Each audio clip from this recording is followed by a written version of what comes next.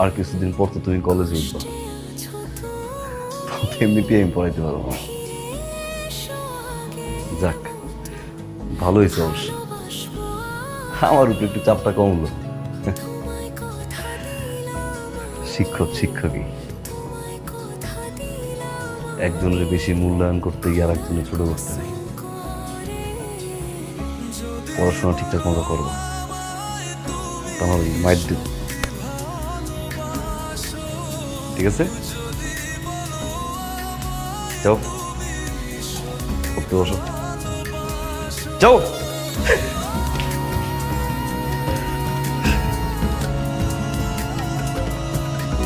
বড়টা বেশি বন্ধ, ছোটটা আবার বেশি বন্ধ।